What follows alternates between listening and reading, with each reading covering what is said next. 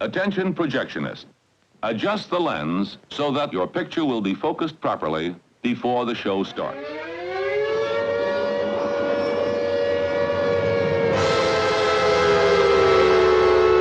Flying saucers have invaded our planet. Washington, London, Paris, Moscow are key targets. The whole world is under attack. People of Earth, attention.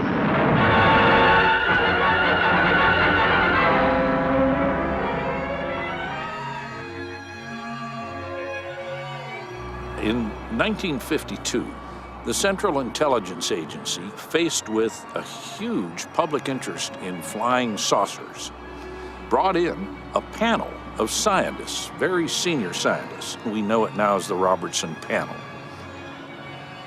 They concluded that there was nothing to these flying saucer reports as objective devices of some kind, but that nevertheless, the government had to exercise great care to debunk the stories, and individual civilians who expressed an interest in flying saucers ought to be carefully watched, said the Robertson Panel. And I believe that to be the founding document, the document giving the long-range strategy that has been followed by the U.S. government.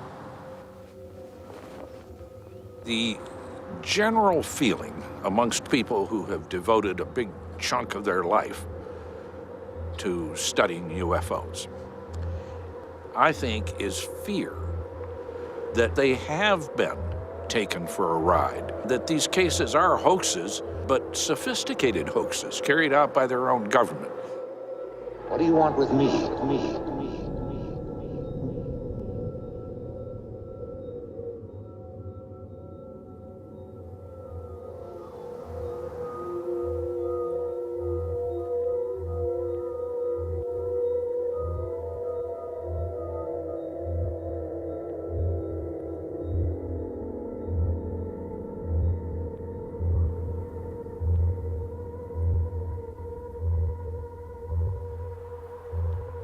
Let's take one step at a time. You're looking at Richard Doty, the professional disinformer, trained to lie. I'm Richard Doty. There's probably about 80% of false information being presented, about 20% of factual information. Unfortunately, the UFO community doesn't know which is which. And that's your job to keep it that way? That was my job before. I'm a private citizen now, but back in the early 80s, it was my job to confuse the UFO community. Doty was representing himself, as I recall, as basically this sort of deep throat. Doty had this wonderful way to sell it. I'm with the government, you cooperate with us, and I'm going to tell you what the government really knows about UFOs. Doty found a lot of gullible people in the UFO community that would easily believe what he said without any type of scrutiny. My commander, told me, well, there's this guy, Special Agent Doty, and you got to be careful because, he kind of, made the impression I got was, he had kind of made the Air Force a little nervous. Maybe they didn't say, egg on their face or anything, but they were just very cautious. The main reason that we in the UFO field recognize the name Richard Doty is that a man named Paul Benowitz, a self-made man, a very successful businessman, was systematically driven insane, wound up in an insane asylum, under treatment for a long time, lost his business, had to turn it over to his family, and was destroyed by the efforts of Richard Doty. You hear about the ones that something goes wrong. You hear about the ones where there's an unfortunate incident, or in some cases, they're failures. It was unfortunate what happened to Mr. Benowitz, but they were supposed to protect something, and they did their job.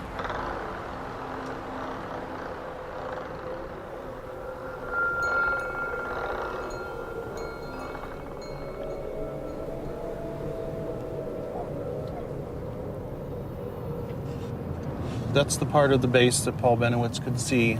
You can see the Manzano Mountain here, where all the nuclear weapons were stored. Kirtland Air Force Base is the perimeter fence.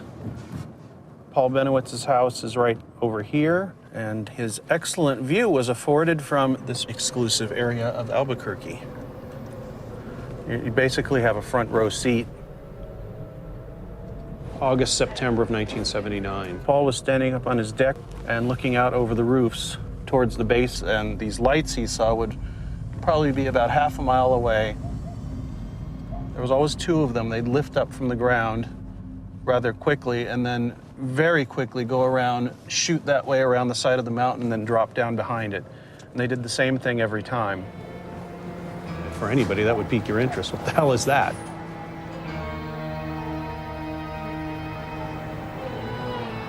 He had an interest in the UFO subject. It was about the only thing he was interested in besides his business.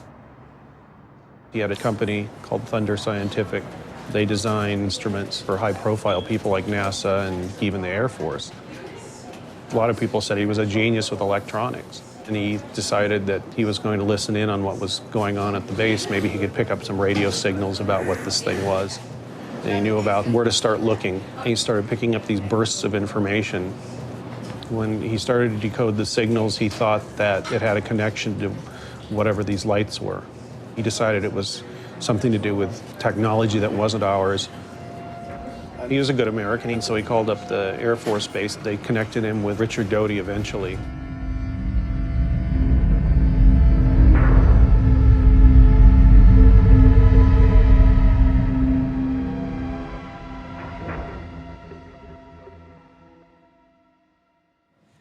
Paul didn't know initially what he got. He didn't analyze it.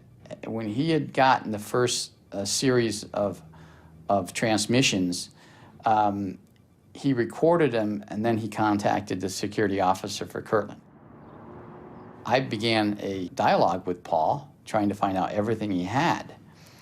And as I did, then I learned that a lot of the information he had wasn't anything to do with a Soviet threat or some kind of hostile threat against Kirtland.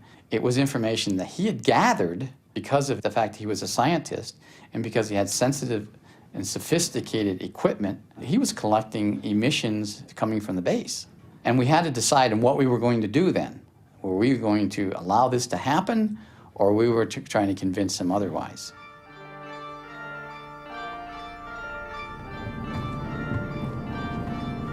They sent Doty and a physicist. Paul was being occupied with the other guy. Rick was taking pictures of all Benowitz's equipment in his house. The more he had contact with me and others within the intelligence community, the more he started analyzing the information. So we kind of planted the seed in Paul that what he was seeing and what he was hearing and what he was collecting was, in fact, probably maybe UFOs. And it was very easy to convince Paul. Paul was a World War II veteran. He's very patriotic. He always flew his flag. Those type of people you can convince that, listen, just telling Paul, you can't tell anybody else about this because this, they could get in the wrong hands. And so immediately Paul became a cooperating source, and he held everything that he had gotten in secrecy. Doty was feeding this man all kinds of lies about UFOs and aliens being kept underneath a mountain nearby, and so on and so forth. And Benowitz, of course, was believing all of this. He had two films of an object flying. One picture depicted an object that looked like it was flying out of the mountain, and it looked like some kind of saucer-shaped object. He immediately then thought that there were UFOs coming out of Manzano. The second film was of an object that was something experimental that the government was doing. When he filmed that, then again, the flag went up that he just filmed a classified project. Paul made a presentation to the Air Force officials on what he had been doing and about what he had been collecting. He showed some of his film. He showed some of his pictures. He had an audio recorder that was playing the sounds that he'd collected from the base. The highest ranking person in the room, which was a brigadier general, said, "You have some very convincing information, Paul." And that kind of set everything in motion with Paul to let him think that, yep, he does. From the point he came in and gave that meeting, they decided all his perceptions were going to be directed exactly the way that the intelligence organizations wanted. We briefed everybody in the room, so they knew what we were doing, basically. And so after the meeting, there was a number of questions asked to him, what do you want the Air Force to do? And Paul says, I'd like a grant to investigate UFOs on the base and a grant to continue this contact that he claimed he had with some of these aliens, which, that's a different story. At one point, another agency was conducting an investigation, and they set up a surveillance across the street from him. And Paul's son contacted me and said, leave my father alone. You guys are across the street, and you're bothering my father. He's getting to the point that he's being paranoid. Well, I knew it wasn't us. He said he saw people coming in and out of the house and looking out from the curtains and things like that. And as it turns out, the NSA had some people in this house. They were watching him and actually beaming messages straight across the street into his antenna setup.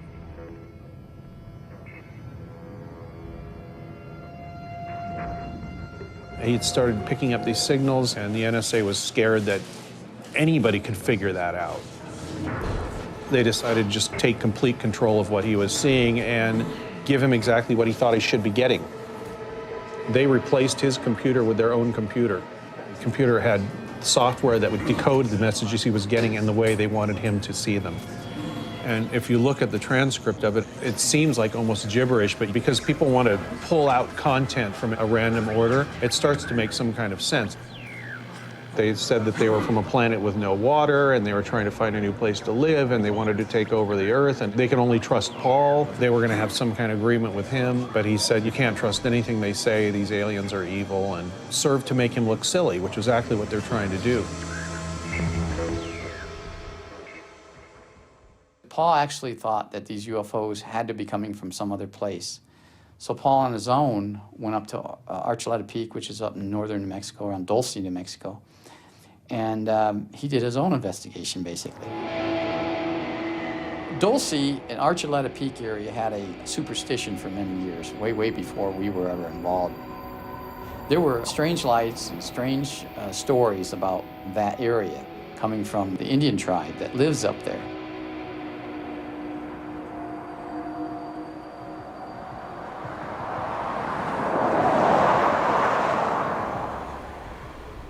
If somebody wanted to hide something here, it'd be pretty easy. It's very remote.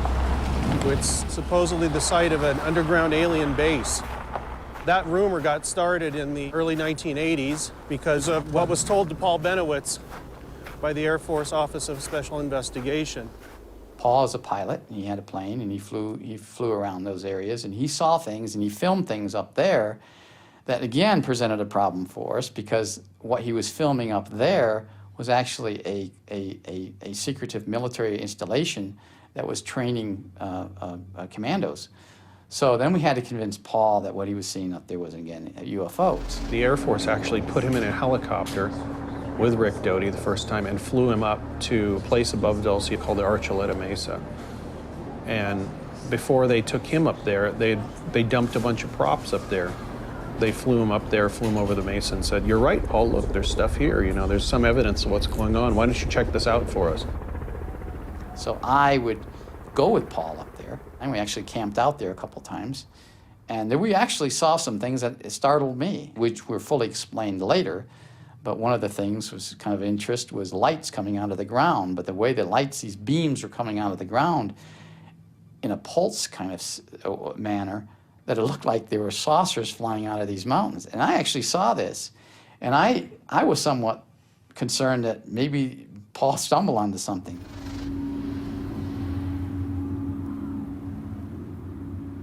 Paul was flying what he called his missions up around Archuleta Mesa and would send back fascinating letters, 5, 6, 7, 8 pages long, handwritten with pencil sketches of what he'd seen.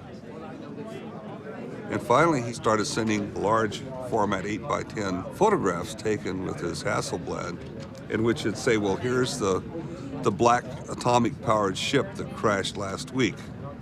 And he'd circle it, and oh, I'd look at that, and bless his heart, I couldn't see anything that resembled a crashed anything. Something actually did crash near Dulce on the Mesa in the late 1980s. Benowitz just happened to be flying over and took some pictures of it. And so the disinformation campaign had to be ratcheted up even more. The Air Force, they knew it was something that they were testing up in this area and that had gone off course and crashed. Of course, they told Paul Benowitz that it was some sort of alien craft that had been given to the humans to use and that they had shot it out of the sky as some sort of a lesson. Agents would break into his house to see what he had, and at one point he had these pictures of whatever had crashed up there, and they were very interested in getting these pictures, so they did. From then on, he went up and just took pictures of where it had crashed. What probably crashed there was some sort of unmanned aerial vehicle, and now they're over in the Middle East, remote-controlled, killing people in cars as they drive across the desert. And in 1985, they didn't really want anybody to have any knowledge of this kind of thing. They took great pains to explain to him that it was this atomic-powered aircraft that the aliens had helped us with, and, you know, bring down that laughter curtain again so people just wouldn't pay attention. They think it was another UFO nut. Somebody gave him a satellite picture of a landing area. In '83, he went up there with me and the chief of police for the Hickory Apache tribe. They had made a landing pad, and he took us right to the spot. They were giving him this information, some of it was true, some of it wasn't, see. And I think that was the biggest problem that he had coping with. Why this, why not the others, see. He thought that this was the place where the aliens were getting together to take over the world. And he wanted to trap them all there, kill them all in one fell swoop and save the Earth. By the mid-'80s, he was getting to the point where he had written all these letters to congressmen, senators, TV stations, even President Reagan saying, this is what's going on, the Air Force is cooperating with me. These are the people who are cooperating with me and giving me this information, Ernest Edwards, Richard Doty, all this. He would put their names in these letters. He'd get answers back saying, we're not interested in the UFO subject. And there was this kind of cognitive dissonance. Here are people in the government telling him, yes, you're right, this stuff is going on, let's keep an eye on it. And then elected officials and other people in the media saying, we don't know what you're talking about, this isn't very important. And nobody seemed to care what he was talking about except the Air Force. So many people knew, ultimately, about Paul Benowitz and that sad, strange, horrible story that it got way out of the realm of just a cute flying saucer story. Paul was convinced that everything he was doing was UFO related. I actually sat down with Paul and told Paul, listen, Paul, I think you ought to stop doing this. I think you've gone as far as you can go, and this is a friend. This is Richard Doty, a friend. It wasn't Richard Doty, a special agent with OSI, talking to him.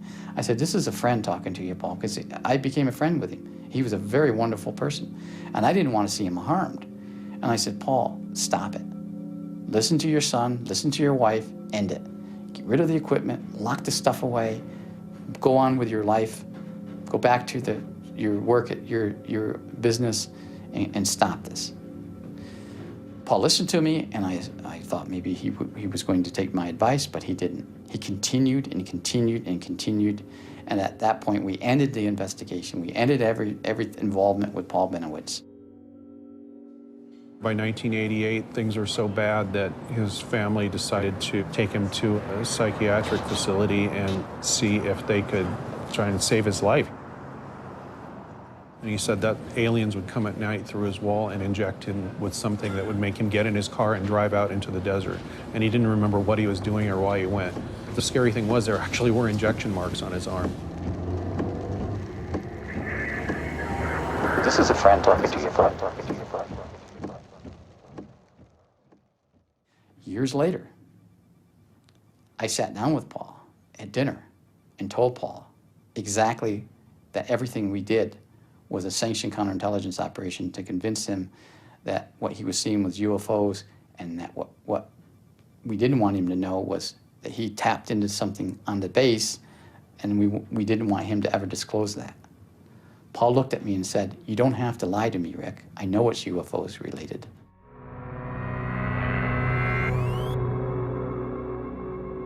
He was caught right in the middle of it. And then he was used.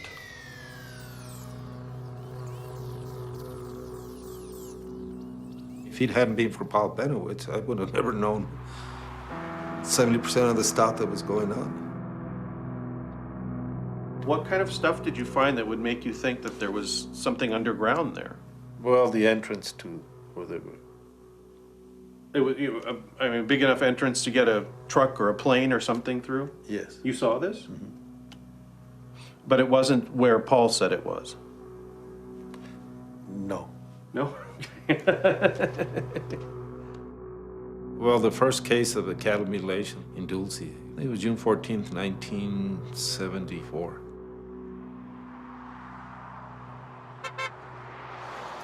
People do kill animals and steal the meat, and it's different. It was different. Why did they just take the udder and the lymph nodes and the tongue at the base of the throat and remove the tonsils? And we're finding the evidence at the mutilations: gas masks that were made by the military, radar shaft, and the tranquilizers that were in him, atropine. They were injecting them with atropine. I was up front with the ranchers. They were losing cattle, and nobody was compensating them.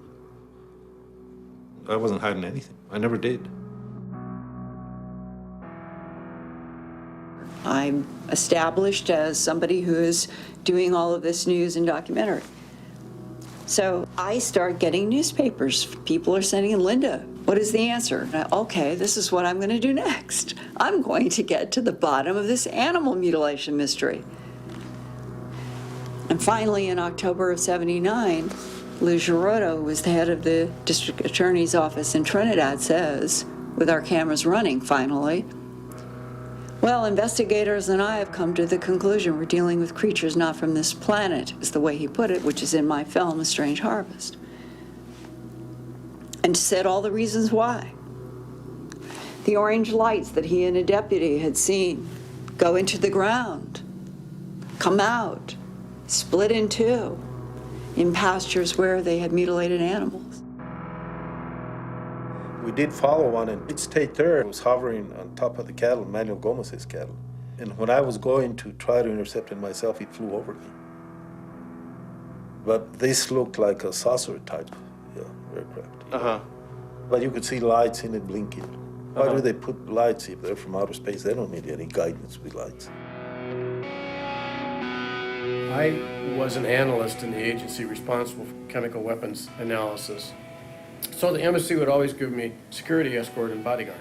Special forces guy came, and I said, "Hey, what do you know about these crazy stories about these helicopters that are taking, mutilating cattle?" Oh, he says, "You know, my real job is I'm in a special group in New Mexico. We've been doing something that is really, really interesting." He said, "It just blows my mind. I just don't," he said, "We got these helicopters that I'm flying," he says. "These helicopters are all fixed up. First of all, they got no markings on them. Second of all, they're really fast. Third, they're really quiet. And they got a lot of lights. We got red lights, we got white lights, we got strobe lights." I said, "What are you talking about?" He says, "We pretend we're UFOs." What the hell is that? Do you know anything about this? Where did all that information come from? Why do you listen to those people? They lie. It's like, yes, but they talk. And if they talk, once in a while you're going to get a piece of something in that huge pile of crap that will actually connect to what you want. And if you don't let them take you somewhere like they did with Paul, kind of keep an even keel, I think you're okay. You just have to listen. That's the thing. So are you saying that Dulce base, or the Dulce architecture, let's call it, exists or doesn't exist? Have you investigated the Rand Corporation's involvement in tunneling in that area in the 50s and construction of a nuclear nuclear waste facility there? No, not waste, but they exploded an atomic bomb underneath about 10 miles from Dulce to try and get gas out of the ground. It's the stupidest idea. They couldn't use the gas because it was radioactive. New programs of the Atomic Energy Commission and other agencies are designed to expand the usefulness of nuclear energy. Before work is begun on any of these programs, the government thoroughly evaluates the health and safety factors, often for several years.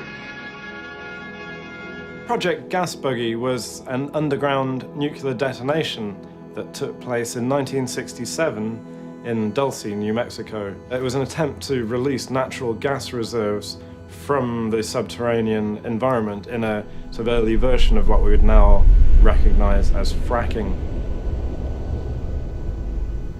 Some people have suggested that the cattle mutilation program was actually a covert monitoring program for assessing the radiation leakage levels into the environment, into the ecosystem, and into the food chain.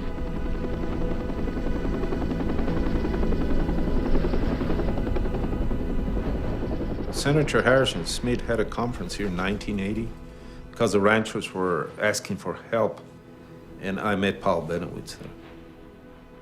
He was taking a bunch of pictures of the aircraft that was coming out of the Kirtland area. But we were watching the same aircraft fly in the Dulce area, see. Everybody's looking at these sophisticated aircraft, and of course say, well, they're the ones that mutilate the cattle.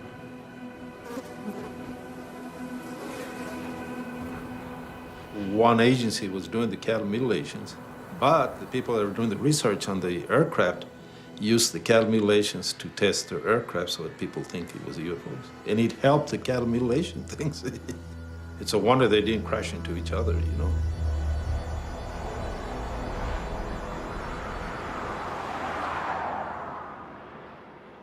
Would we use perception to help shroud what we're trying to protect? Absolutely.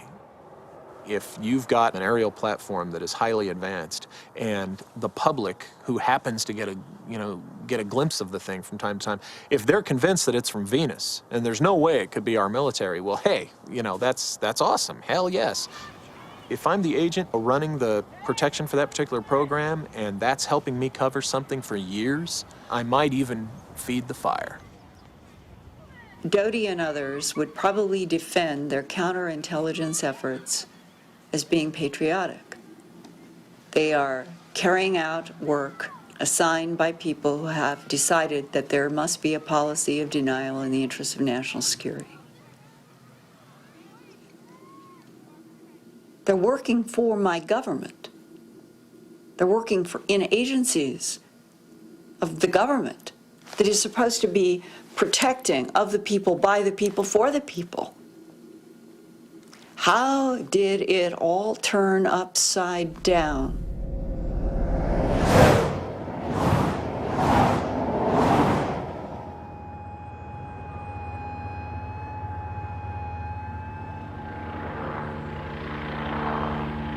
At the core, there is something that they want to keep people away from, a real truth.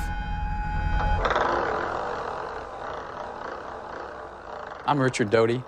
I'm here at the UFO Congress in Laughlin, Nevada, as a private citizen, just enjoying the sights and sounds. Disinformation is designed to appeal to the person that it's operating on. The more dramatic you can be appealing to that prejudice, the better you're going to get your hooks into the person you're trying to get. In Paul Benowitz's case, he was talking about UFOs, and so if the Air Force wanted his full and undivided attention, they would talk UFOs with him, which is exactly what they did. Benowitz was filming really highly strange craft. Then Counterintel's job is to come in and muddy the waters to make him look like a fool. And one of the cover jobs, it's been a cover story in the US for a long time. Tell the media, tell anybody who will listen, that they're using UFOs to cover up advanced technology. When the truth is exactly the opposite of the words. Our perspective is that the UFO phenomenon is absolutely genuine. in spades. Yeah. However, within that arena, there have been points at which disinformation has entered the stream, and there's no... From FDR on. It became seen as necessary to create an active disinformation program in the late 1970s and early 1980s. And the reason for this is twofold. One was the American Freedom of Information Act. It's curtain time, an ingenious printing element that works faster than the eye can see. Watch it in action. Thousands of pages of documents were released from places like the CIA, the FBI, all the military agencies. Documents proving the lie that agencies across the board were interested and were tracking the UFO phenomenon. Right there. During the late 1970s, a variety of leaks started to occur. Now, they're just stories, right? But the problem is that there were many of them, and they seemed to have a coherence about them. Researchers at the time were in a very optimistic mode. I wouldn't say they were giddy so much as just hopeful that if they got the right leak or the right document, that they just might be able to smash the wall of secrecy. Then what happens? Then we get entrance into the field by individuals who start leaking documents of dubious origin, whose provenance was basically unknown, that cause now 25 years worth of dissension in the research field. And it's the same within the mainstream media. Serious media never in their news coverage truly seriously promoted the extraterrestrial hypothesis. What they did do is move that to the realm of entertainment. Anytime someone brings up such ideas seriously, what you find is the serious media says, well, you've been watching too many movies. So in a sense, you could argue that the movies are used to inoculate the public against these truths. So that these demonstrably false UFO stories become inoculations. When the doctor inoculates you from a disease, he gives you a little bit of it. And then your body's immune system recovers, deals with it, and now you're kind of immune to it. Look at the UFO conferences. Where are they held? Usually in small, dingy hotels with rather limited numbers of people participating. I mean, there has to be a reason why it's perpetuating. You don't see conferences on leprechauns, so why do we still have conferences on UFOs? One of the keys to a disinformation campaign is to have a feedback loop. And you need people on the inside to feed back to you the results of the operation.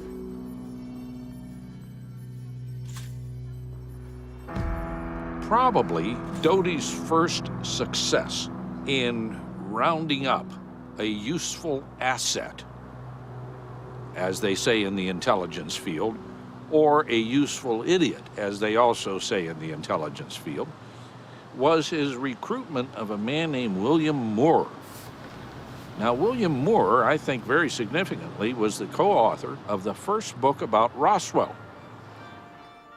I was given the task of making contact with Bill Moore and basically finding out what he knew and who he knew.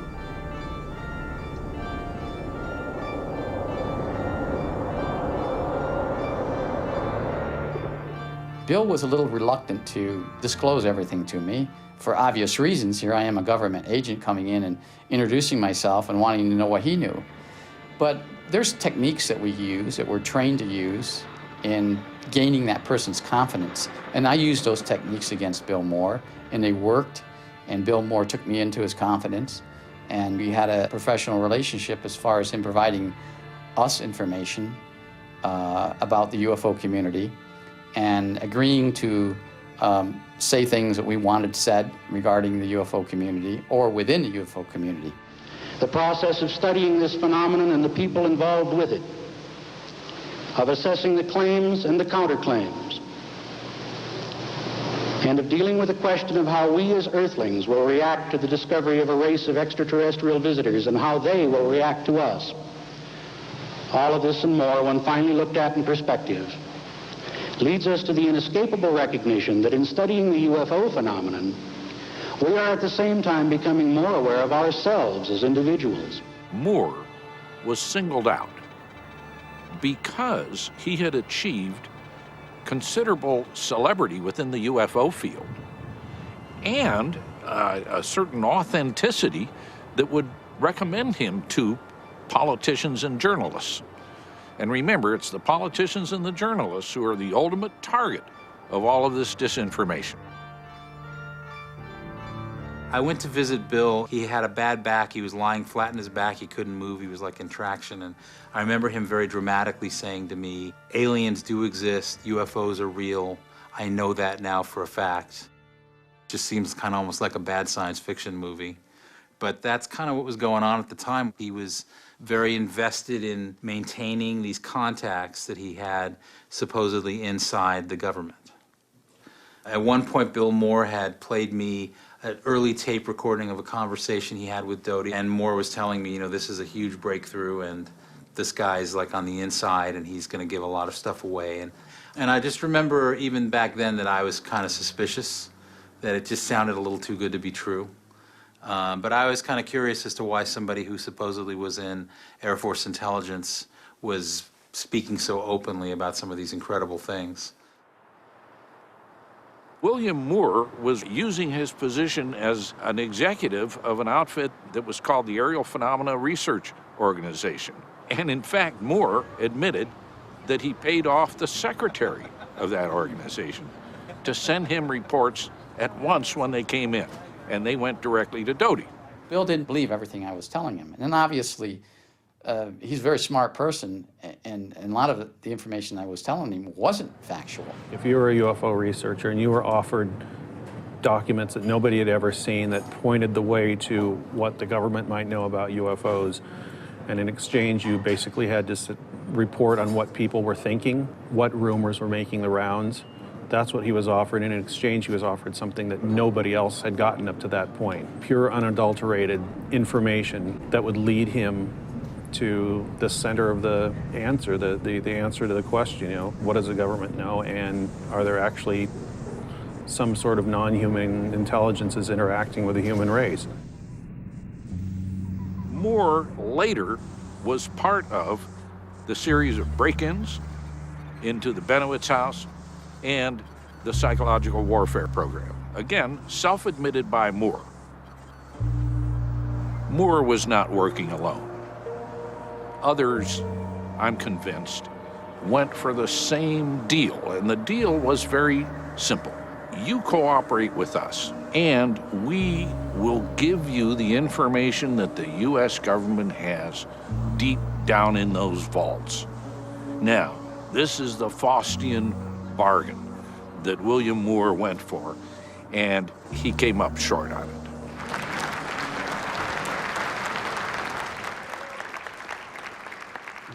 It became apparent to me that my supplying information to the government through Doty on the activities of Paul Benowitz, APRO, and to a lesser extent several other individuals was to be a part of this equation. I also discovered that whatever it was that Benowitz was involved with, he was the subject of considerable interest on the part of not one, but several government agencies, and that they were actively trying to defuse him by pumping as much disinformation through him as he could possibly absorb. Being a very small part of that process gave me, I thought, something of an advantage. It became my intention to play that advantage for all the information I could get out of it. Benowitz, for his part. Frankly, I'm a little ashamed of some people in this audience, regardless of what you believe, what you hear, or not. They had to stop the talk about 4 or 5 times just because of all the yelling. People got mad, ran out of there. I saw a woman start crying and leave. People kept saying, "Where'd you get that crap from, Bill?" And one guy said, "I'm going to get a fire hose," and ran out the back. Very dramatic. Bill's admission to working with government agents was the first acknowledgement to the degree to which our government would go in an attempt to keep the cover-up going. And I think people are angry, maybe not so much at Bill, but at themselves for their own naivete as allowing that to happen and refusing to acknowledge that they could have been just as easily duped. It's scary to think, gee, somebody I trusted might be playing me for the fool. Bill Moore, I think, probably believed what he was preaching. I think he was one of these people that wanted to believe that he was one of the chosen few to spread this information, to be the Moses of mythology, UFO mythology. Moore's book was well received and, in my opinion, well done research, but very troubling because the thesis was that Roswell was a real spaceship that crashed and that the U.S. government has the parts. I believe that he was singled out precisely to ultimately discredit him and Roswell, to keep the press and the politicians off of Roswell. July 8, 1947. The Army Air Forces has announced that a flying disc has been found and is now in the possession of the Army. Army officers say the missile, found sometime last week, has been inspected at Roswell, New Mexico, and sent to Wright Field, Ohio, for further inspection. The key thing to remember about the alleged crash of a UFO at Roswell in 1947 is that by the time of Paul Benowitz's involvement in the UFO field, it had been entirely forgotten by the UFO community. And it was only with the publication in 1980 of the Roswell incident by William Moore and Charles Berlitz that the elements of the Roswell story, the crashed spacecraft, the recovered alien bodies, the pact between the American government and the extraterrestrials to back-engineer their technology, all of these things have eventually become the core story of the American UFO mythology. Their craft crashed somewhere. After coming all these 50 light years, they crashed, and then they sent another one that crashed again and sent another one that crashed. There were about 9 crashes in the Southwest in the late 40s. And that would indicate to me, or at least suggest to me, that we were testing something that was crashing. Roswell happened. 2 crashes, one in Roswell and one in West. They didn't find the craft for a couple years. It was all one crash, but they took them a couple years to find the second crash site. Things are getting weird, man. Now, Doty played a massive role in the perpetuation of the Roswell myth, many of the ideas prominent in the UFO subculture for 2 decades, and it was completely avoided. Rick Doty is certainly a fascinating character and clearly a trickster. A man who probably has trouble figuring out whether he's lying or not these days. It would not surprise me if people were selected to sow disinformation. It would also not surprise me if some of the people were selected because they were not very bright. They lacked certain critical judgment, but were very energetic in putting out certain messages. And I do often think that some of the people in the government agencies who have been involved in the UFO field were kind of pushed or nudged in that direction. They just go into the field and muck it up automatically by themselves without any external controls. Rick is not the man you're after. It's the person in the control position that's important here. In my opinion, he was simply a pawn in a much larger game, just as I was. What we are hearing today about malevolent aliens, underground bases, secret treaties with the U.S. government, has its roots firmly planted in the Benowitz affair. The entire story of a secret treaty between the U.S. government and the aliens, of exchanges of technology between us and the aliens, of battles between aliens and American armed forces, and of aliens allegedly having implanted hundreds of thousands, if not millions, of human beings for the purpose of taking over the world and using us as cattle or slaves, came about as a result of the disinformation process. I know, because I was in a position to observe much of this process as it unfolded, and I was providing regular reports on its effectiveness to some of the very people who were doing it to Paul. There wasn't a whole lot that we did There was just a simple, really, really simple nod and statement to Paul that what he was seeing was probably UFOs. It's generally assumed that the counterintelligence operation conducted against Paul Bennewitz was designed to throw him off the scent of some kind of classified experimental technology that he was accidentally filming over Kirtland Air Force Base. But when you stop to think about it, this doesn't make a whole lot of sense. If the Kirtland base personnel really had wanted him to stop his investigations, they could have ordered him to do so. Instead, they encouraged him to continue his research and indeed facilitated his growing delusions about an extraterrestrial invasion. What this suggests is that rather than a campaign directed against Paul Bennewitz, this was an information war on the American UFO community. And there are a number of reasons why Air Force intelligence might have wanted to use Bennewitz as a conduit for disinformation. The ufologists were constantly seeking evidence for the extraterrestrial conspiracy and the UFO cover-up. They were digging through documents, they were hanging around secret air bases, and quite likely stumbling upon genuine military secrets. And a more serious possibility was that Soviet intelligence agents may have been infiltrating the UFO field in order to extract this kind of information about new technologies. I think it's no coincidence that the timing of the operation against Paul Bennewitz dovetails with the development of the stealth program, and at the time, this was the absolute pinnacle of global aviation technology. And that's exactly the sort of thing that Soviet agents would be looking for.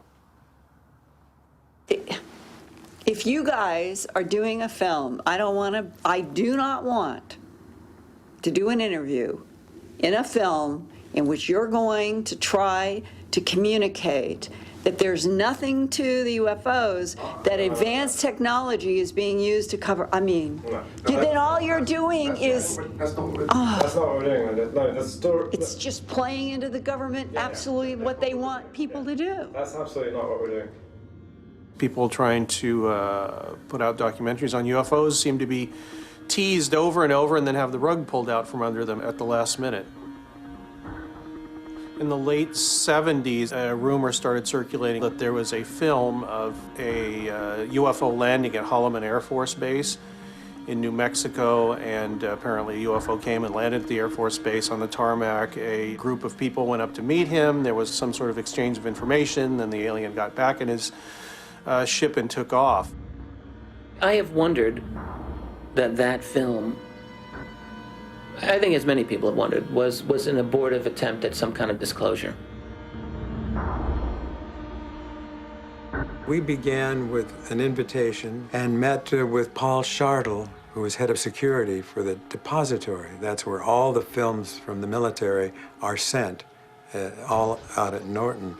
We talked about possible programs such as three-dimensional moving holography, atomic fission, a dog program where they trained shepherds to do reconnaissance, and a lot of laser work at Wright-Patterson.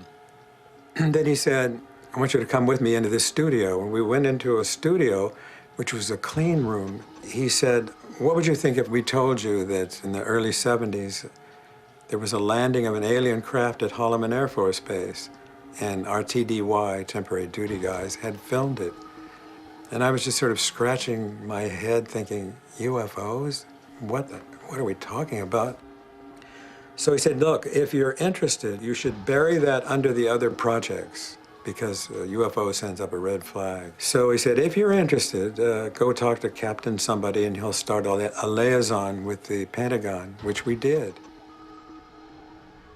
I was told that there was footage, and that was sort of like a carrot. You know, you'll be provided with the film that we have, 900 feet of Ektachrome. And off we began our project.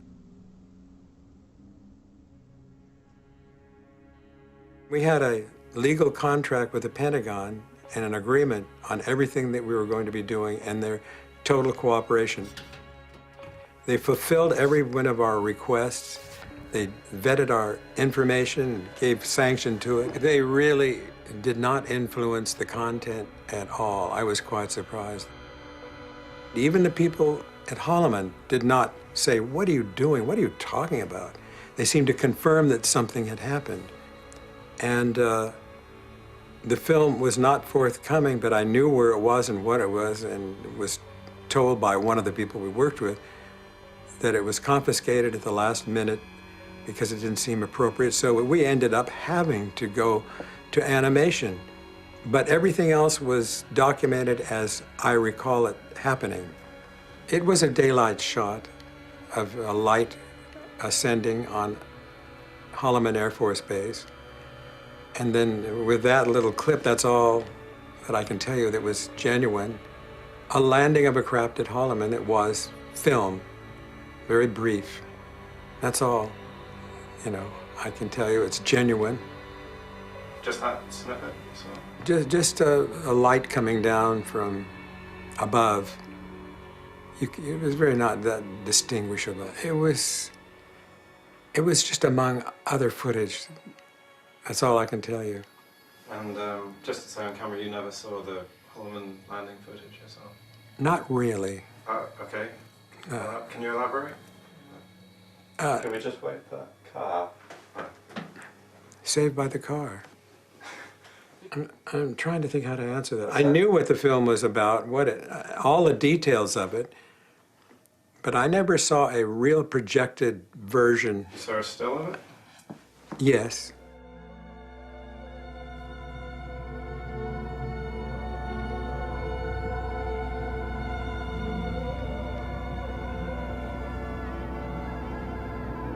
What is your bottom line, beginning, middle, and end? Our bottom line is that there is a UFO phenomenon that's genuine and needs to be studied and taken seriously, and that one of the things that makes that difficult is the muddying of the waters by people like Rick Doty, Walter Bosley, and others who are working for FBI, OSI, whoever else they're working for, CIA, NSA, and that they are making the work of people like yourself and us and others who want to understand what's really going on very, very difficult. Okay, and thank you for your attention. We're ready to roll here in just momentarily. If you believe it's true, you have to buy in to this phantasmagorical, conspiratorial, bizarre, nonsensical, ridiculous story. And you know, when I sat down with Rick, his response to me is, you know, it's really all true. He was scared. Rick's great strength is he's a wonderful storyteller. He's a very friendly guy. He builds relationships easily. My immediate instinct is to trust him. I saw it. It was a humanoid, not a human. I think it's very easy to mislead people in the UFO community. You get them going down a certain trail, you give them certain leads, and you just watch people chase their tails over and over again looking for the truth. I was living and working in New York when Linda Howe actually came and stayed with me for a few days, and it was right in the midst of her working on this HBO project.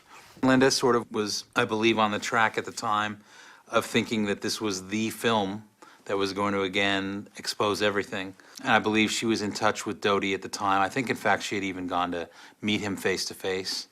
And that was very curious to me because I'd known about this guy through Bill, you know, Bill Moore. And so I thought, now he's kind of hooking Linda in the same way. Doty says that he has names of people who are witnesses. A security guard has a gun melted in his hand. There's a disc, beings. I want to investigate that story. The original plan, Linda Howe, was to obtain everything she knew, as much information she knew, and try to find out what she was going to air in this documentary to HBO and whether we wanted it aired or not. So I drove her out to Kirtland, to the OSI office. I took her into a special room. I told her it was the commander's office, which wasn't really necessarily true. The first thing that shifted this from being what I thought was going to be a 5-minute meeting, get these names and addresses and phone numbers and go on, because I had already set up other things to do. That documentary that you did broadsided the government. How do you mean? Nobody ever expected that a credible journalist would ever take on the animal mutilation story. It was like something was shifting in the air. Where is this going? What is happening here? He never gave me a list of names, phone numbers. Instead, he said, my superiors have asked me to show you something. Pulled out this manila envelope, pulled out these pages, and as he's handing them to me, he says, you can read these. You cannot take notes. You can ask me questions, but I want you to move from the chair you're sitting in to that chair. Everything that was done there was being filmed by other agents in another room. It was a two-way mirror. And I'm looking at the top page, and it's all caps, briefing paper for the President of the United States of America on unidentified aerial vehicles. And I'm trying to read what is the most remarkable series of letters in words that probably has ever been handed to me, because this was new. I was innocent. And it started out about all of these places that the government of the United States had retrieved discs that were identified as extraterrestrial. I knew some names, like Roswell. There was Aztec, Magdalena, south of Laredo, and down in Arizona. There were, my mind was kind of reeling at how many places this is saying, because all of us had only heard of Roswell, really. And eventually it came to paragraphs that are as indelibly emblazoned in my mind sitting here today as they were then. And the one that probably is the one worth sharing for all of this. These extraterrestrials manipulated DNA in already evolving primates to create Homo sapien. And I remember reading that sentence over several times, trying to absorb the implication of its meaning. Because if Homo sapien is a genetically constructed species by extraterrestrials, we are then, by definition, a planet of 6.5 billion androids. If we are androids, what purpose are we serving? All of that hit me reading that sentence. Then on the last page, paragraph, paragraph, paragraph, paragraph, Project Garnet, all caps. All questions and mysteries about the evolution of Homo sapien on this planet have been answered, and this project is closed. The documents that I showed her came from our special office in Washington with the operational plan and what I was supposed to do and the plans to show her these. Well, I'd read them before. I mean, I knew what was in them, and I read them, and I realized that some of the information contained in there was real. But then I realized that, you have to give real information in order for a person to think you're credible. So I knew what was in there, and I gave them to her, and it was sanctioned. I did what I was told to do. When you look back at it, they must have had meetings about how do we stop a persistent and dogged reporter who has already demonstrated that she's going to go after a really, really difficult subject. How do we stop her? When you look back, it all makes sense. She wanted me to tell her things that I couldn't tell her. And at one point, then she went public with my name, and she did what Paul Benowitz and Bill Moore didn't do. She publicized the fact that she was deceived by a government agency, namely OSI, and although there were many other people involved in the operation, she named my name, and so then I became a public figure. We actually played a trick on Linda that kind of paid her back, so to speak. Not anything that harmed her in any way or anything like that, but we kind of planted something that she ran with, which wasn't factual, and I think she realized that maybe she should keep her mouth shut after that. The forged documents shown to Linda Moulton Howe by Richard Doty would form the basis for the Majestic 12 papers, which expanded upon the story of the Roswell UFO crash and provided the foundations for the future UFO mythology in America. And over 3 decades later, these documents are still dividing the international UFO community.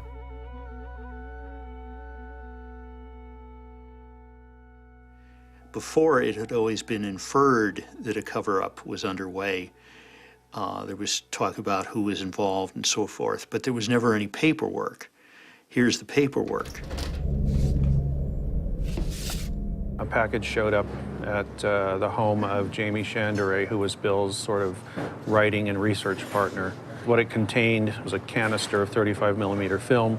They developed it, and what was on it was photographs of this document saying that there was a group that had been controlling UFO information, how it was released to the public, and how the government should deal with it.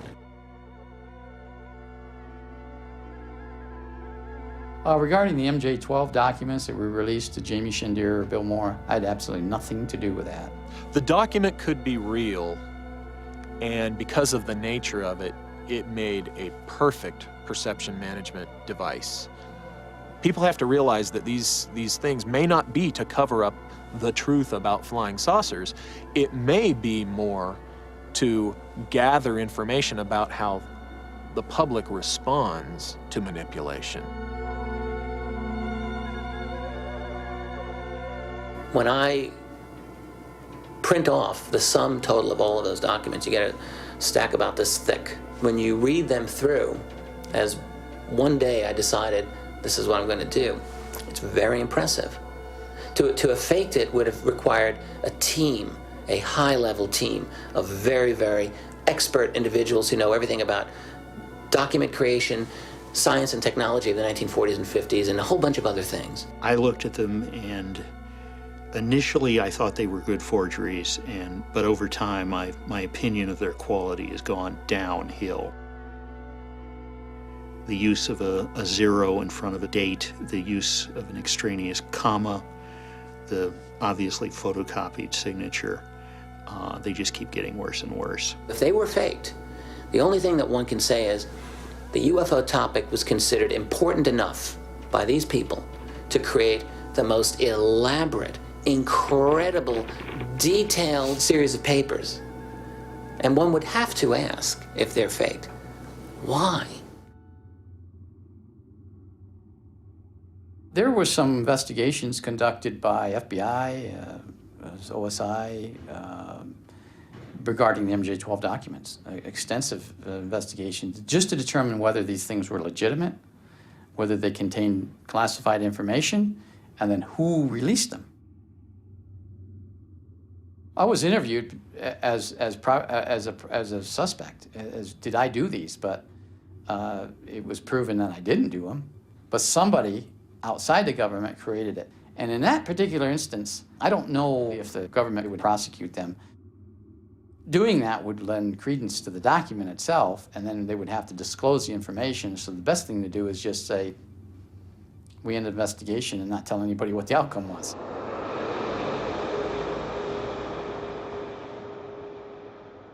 I like to think of UFOs as weapons of mass deception, and the role of the intelligence organizations and the military in propagating the UFO mythology as somewhat analogous to what evolutionary biologists call a punctuated equilibrium. The UFO mythology develops of its own accord, and the Mirage Men will just drop a new piece of data, a new meme, some new faked documents into the mix as and when it's expedient for them to do so. And there's no real need for a sustained UFO deception campaign because the folklore is just perfectly capable of sustaining itself.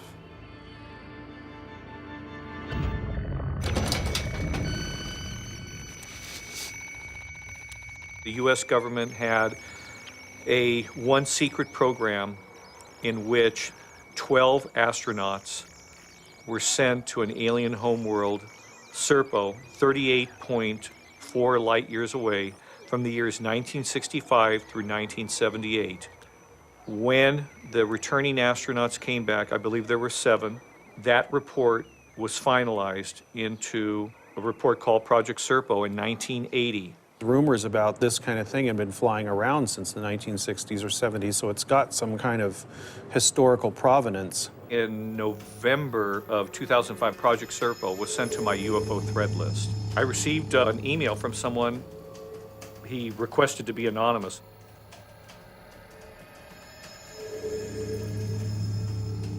When I first read that bombshell email, it was far different than anything I'd ever received. And even though it was a version that was different than what I was familiar with, it had the ring of truth. Somebody within the government would have to be cooperating, because I can tell you that a lot of the information, not all the particular details, but a lot of the information is factual. I believe that it is a disinformation campaign to lead people astray. That said, a good disinformation campaign, a good perception management campaign will always include nuggets of fact and truth. And some of those nuggets of fact and truth should be, if you're going to do it effectively, should be some of the more extreme facts or truths. They brought back thousands of soil samples, samples from the Eben civilization, and I believe all these artifacts are now ensconced at Bolling Air Force Base, and photographs too. There's always a possibility that the Serpo story was created for disinformation to present to the Soviets back during the Cold War, and somebody stumbled onto it. That's always that possibility, but I don't think so. It's not a professional job.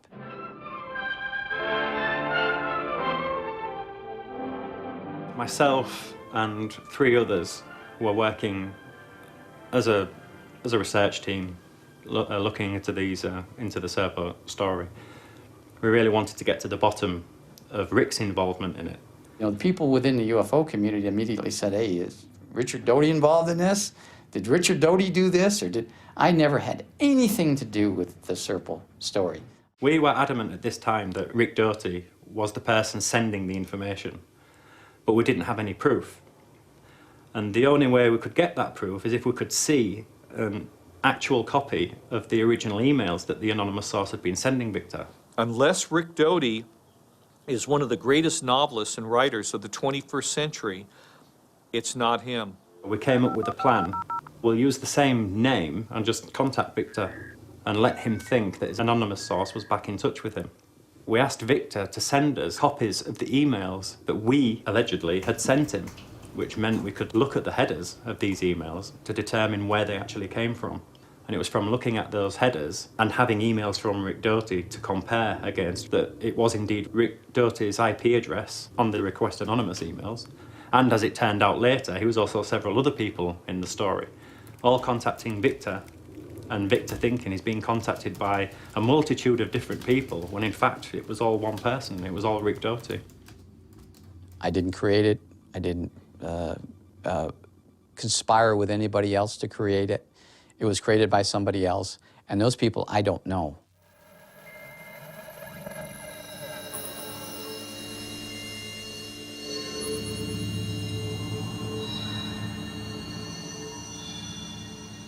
How do we ever know what we know?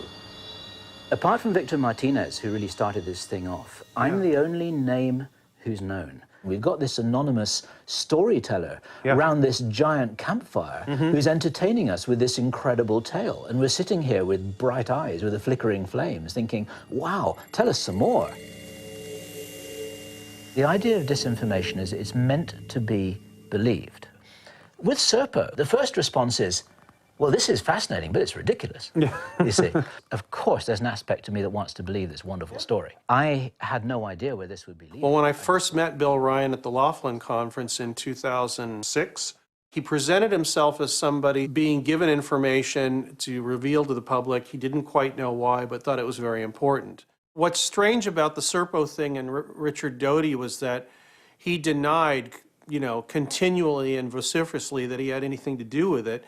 Yet he came to the Laughlin UFO Convention to see what was going on there, to hear Bill Ryan talk and announce this to the world in person rather than just on the radio, and basically had his hands in a lot of things that were going on, or at least looked like an interested bystander. Why should he be interested in this silly story?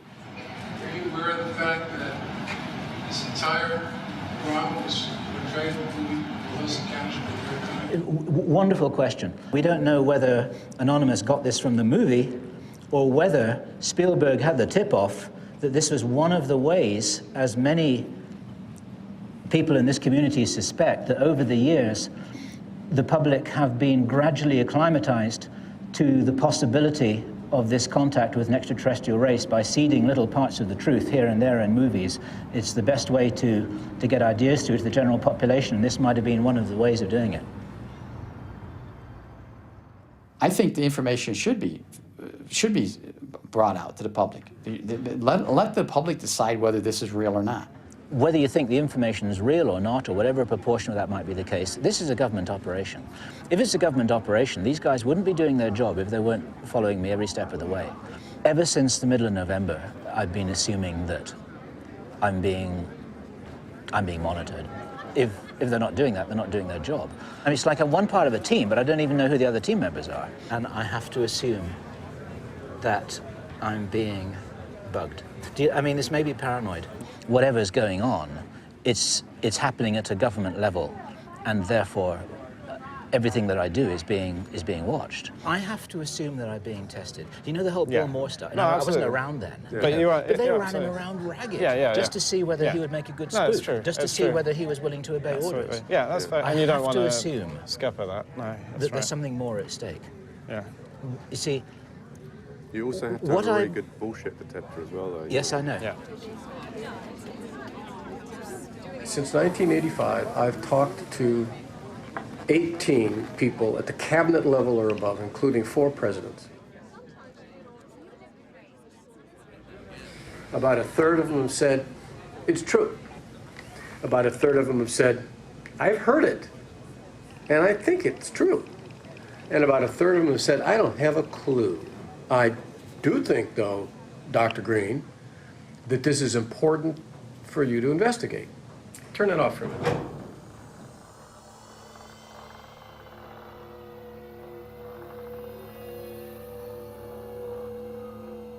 The trouble with the whole UFO thing is there are so many people who make up BS stories that no one can check. You know, somebody can step forward and say, I'll tell you what's going on in UFOs. And they can say, I've briefed the president, I've done this, I know what's going on. I don't know. I think there's too much BS in that field. Part of the problem that UFOs created was that there were people within the government, within the Air Force, within the CIA, who really believed that flying saucers existed. And because they had stature, because they had rank, their opinion was considered proof. Unless we understand and work effectively for the principles upon which our American way of life is founded, the structure will crumble. Well, before going to Norton Air Force Base, going into a clean room and being told that we had had a landing by somebody who seemed to be respectful, his name was all over the wall as head of security, and his boss and everything agreeing to it. I didn't believe it then, but then when confronted with the information, I now realize after working with intelligence people that it's a reality. And they stand behind the idea that they don't disbelieve it. It's just so far it's not proven to be a threat to our national security. And that's the way they got out from under it. In the intelligence community, there are definitely people that are interested in extraordinary phenomena, particularly UFOs, definitely believers in that, because you don't work in that profession, and it's not just a profession, it's a world unto itself, without learning some things. How many pictures do you need? How many eyewitnesses? How do you study something that controls possibly even this program?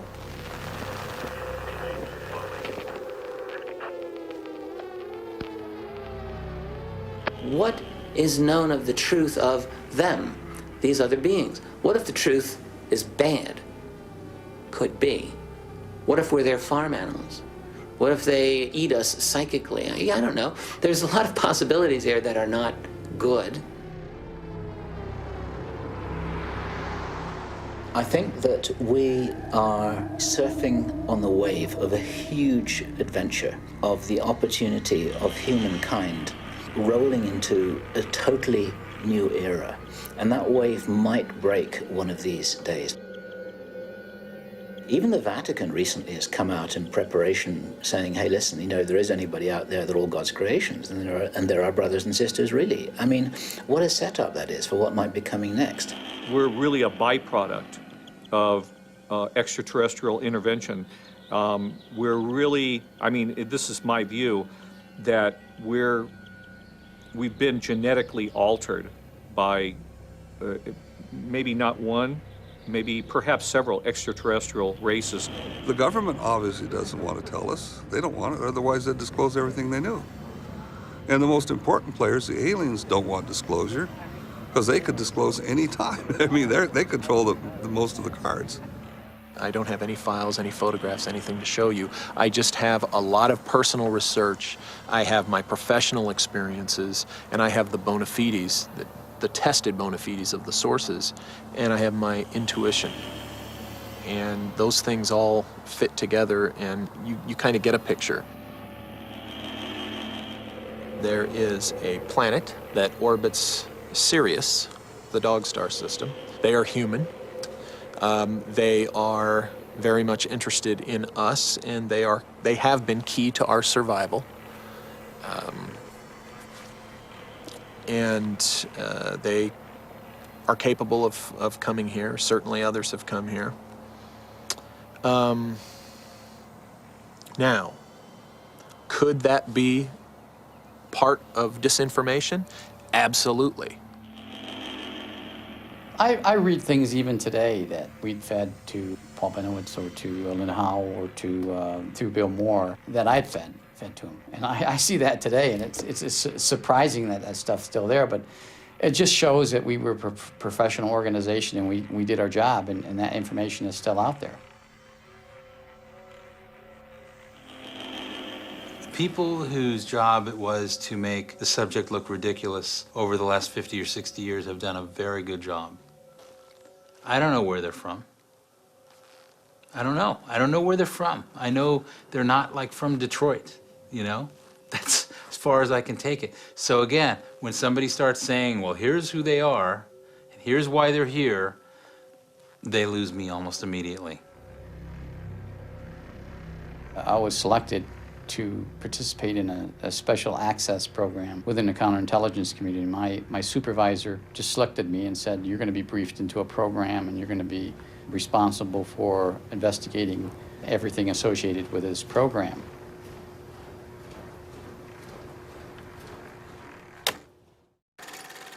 The first part of the briefing dealt with how the United States Air Force were countering unauthorized disclosure of technology to the public by using the UFO phenomena as a cover. And then the second part of the briefing was where we were actually shown and briefed about the United States government's involvement with extraterrestrials since the late 1940s, which was obviously the most interesting part of the briefing. Well, they showed us a lot of things. They showed us a film, which was late 40s or early 50s film of a recovery operation, which they talked about as being in Roswell. They showed crash debris, they showed extraterrestrial bodies, and then there was also a briefing showing a live alien sitting in a room talking to people. And then the narrator of this film talked about the continuation of a connection between the United States government and extraterrestrial civilizations. After viewing this, I was not sure if it was real, if it was, they presented it to us for some reason, maybe some kind of psychological conditioning. I don't think I initially believed any of it. But after the film was over with, an Air Force colonel in uniform then started talking about the operation, the program, and how the United States government, and it was always the United States government, it wasn't Air Force or Army, it was the United States government, how they progressed from the early days, and meaning the crash retrieval operations in the late 40s until now, which was the late 70s. And then the more he spoke, the more I realized that what I saw was real. I mean, that this guy wouldn't be standing here talking to us with the people in the room, briefing into this high-level program if it was hoax. A fractured hall of mirrors with a quicksand floor that nobody knows exactly what the truths are, and everybody has found themselves completely suspicious of the motives of any human being because counterintelligence in England and the United States and a lot of other countries have worked overtime to misinform and to tell the public and the media there's nothing to the UFO phenomenon. It's a lie. I have no question about it. And my work is to try to shed some light on what could be so threatening out of some other intelligence from some other part of the universe, or it's been here for 2 billion years and it's not extraterrestrial. We're the new ones on the block. What is it that is considered so threatening that governments would kill people to keep it silent?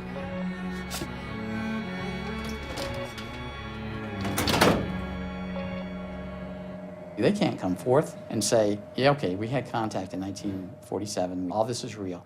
What would that do? That would open up the Pandora's box, because there would be millions and millions and millions of people asking questions that somebody has to answer. The easiest thing for the government to do is just say, no comment, or not, it didn't happen. But there are so many people within the government that have come forth with information saying it did happen, it's real. And the reason I'm doing it is because I asked the government a long time ago, hey, what am I supposed to say? And they're going to say, you stick to the fact that it's not real. But when the government tried to discredit me on something, then I went to them and said, listen, you're telling everybody that it's not real, and I know it's real, and you know it's real, and all these other people know it's real. So I'm going to tell the public that what I know about it. And the government basically said, do what you got to do.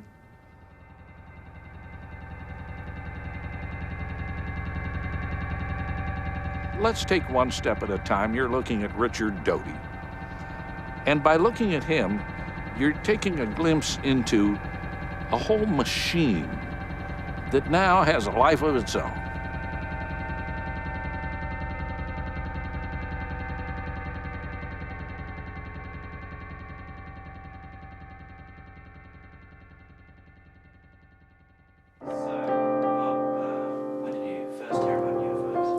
Well, I was a young man, and I had heard about UFOs, but, I didn't believe it was even possible to have a UFO. But then I went to an Air Force base.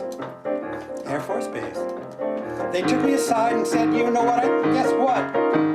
We have an alien among us. And I said, you've got to be kidding.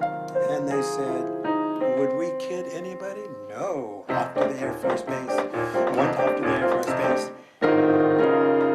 And now I stand before you saying that I am a true believer in UFOs. UFOs. Give me a UFO. UFOs are real indeed.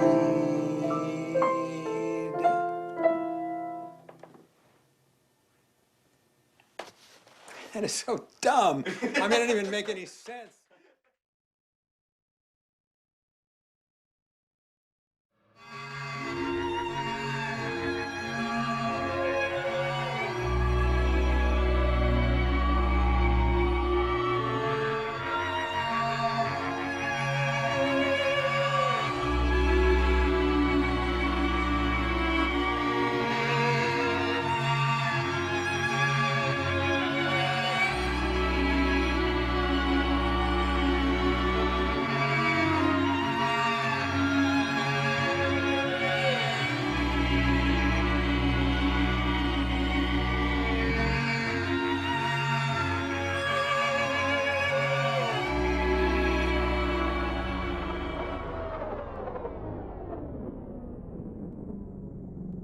him.